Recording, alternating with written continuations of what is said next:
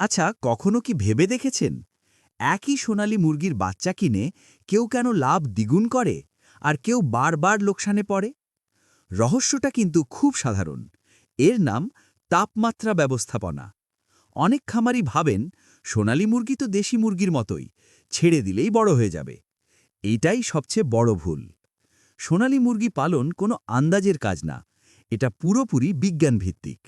আর সেই বিজ্ঞানের সবচেয়ে গুরুত্বপূর্ণ অধ্যায় হল ব্রুডিং, অর্থাৎ বাচ্চার সঠিক তাপমাত্রা। আজ আমি কোনো লুকোচুরি করব না। বড় খামারিরা যে কৌশল ব্যবহার করে লাভ বাড়ায় সেটা ধাপে ধাপে আপনাকে দেখাবো।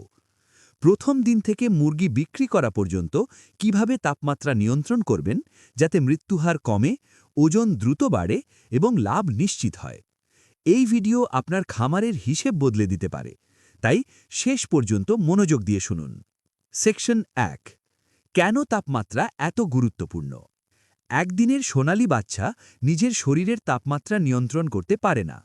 মানুষের শিশুর মতোই তারা পুরোপুরি পরিবেশের উপর নির্ভরশীল। একটি বাচ্চার স্বাভাবিক শরীরের তাপমাত্রা প্রায় ১০৩ ডিগ্রি ফ্যারেনহাইট।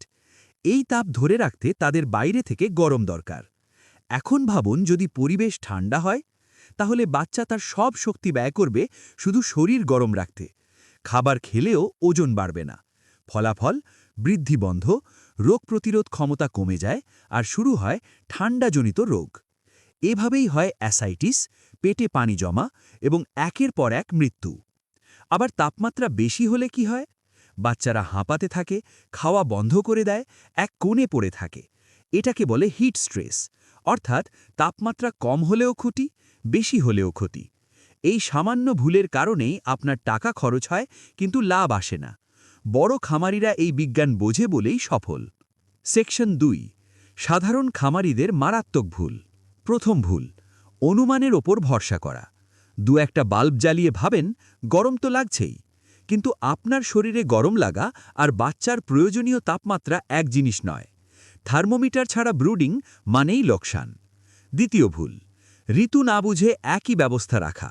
শীতের ব্যবস্থা গরমে ব্যবহার করলে বাচ্চা মারা যাবে, গরমের ব্যবস্থা শীতে ব্যবহার করলে একই ফল। ঋতু বদলালে ব্যবস্থাও বদলাতে হবে। তৃতীয় ভুল, বাচ্চার আচরণ না বোঝা। বাচ্চারা কথা বলতে পারে না, কিন্তু আচরণ দিয়ে সব বলে দেয়। জড়ো হওয়া, চেঁচানো, হাঁপানো, এই সংকেতগুলো না বুঝলে লোকসান নিশ্চিত। সেকশন ৩। সপ্তাহভিত্তিক তাপমাত্রা চার্ট। মূল সূত্র। প্রস্তুতি। বাচ্চা আসার ২৪ থেকে ৪৮ ঘন্টা আগে ঘর প্রস্তুত করুন। বাচ্চা আসার ৬ ঘন্টা আগে বাল্ব বা হিটার চালু করুন। লক্ষ্য, ঘরের তাপমাত্রা ৩০ থেকে ৩৩ ডিগ্রি সেলসিয়াস। প্রথম সপ্তাহ সবচেয়ে গুরুত্বপূর্ণ। তাপমাত্রা রাখতে হবে ৯৫ ডিগ্রি ফ্যারেনহাইট অথবা ৩৫ ডিগ্রি সেলসিয়াস। থার্মোমিটার ঝোলাবেন মেঝে থেকে ৬ থেকে ৮ ইঞ্চি ওপরে। চিক গার্ড ব্যবহার করা বাধ্যতামূলক। দ্বিতীয় সপ্তাহ, তাপমাত্রা কমান ৯০ ডিগ্রি ফ্যারেনহাইট বা ৩২ ডিগ্রি সেলসিয়াস। চিক গার্ড একটু বড় করুন। তৃতীয় সপ্তাহ, তাপমাত্রা ৮৫ ডিগ্রি ফ্যারেনহাইট বা ২৯ ডিগ্রি সেলসিয়াস। পালক গজাতে শুরু করবে। চিক গার্ড আরও বড় করুন। চতুর্থ সপ্তাহ, তাপমাত্রা ৮০ ডিগ্রি ফ্যারেনহাইট বা ২৭ ডিগ্রি সেলসিয়াস। ব্রুডিং প্রায় শেষ।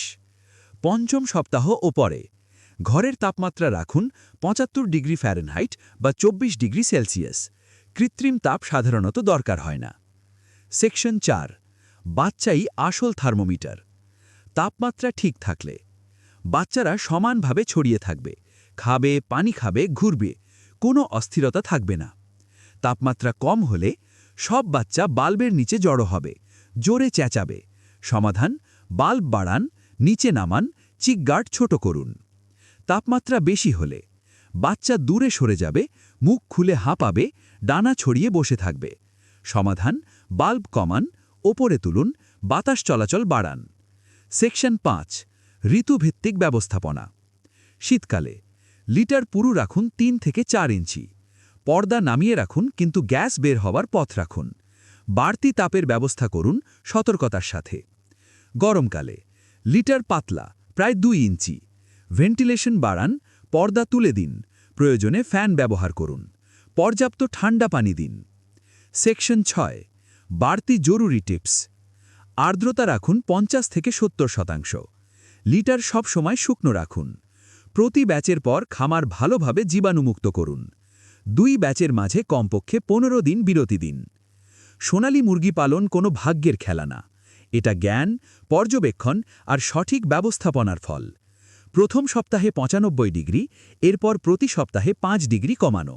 এই নিয়ম মানলেই মৃত্যুহার কমবে, ওজন বাড়বে, লাভ আসবেই। আপনার খামারে তাপমাত্রা নিয়ন্ত্রণে সবচেয়ে বড় সমস্যা কি? কমেন্টে জানান, আমরা সমাধান দেওয়ার চেষ্টা করব। ভিডিওটি উপকারে এলে চ্যানেল সাবস্ক্রাইব করুন এবং অন্য খামারি ভাইদের সাথে শেয়ার করুন। আপনার একটা শেয়ার কারো পুরো খামার বাঁচাতে পারে। ধন্যবাদ।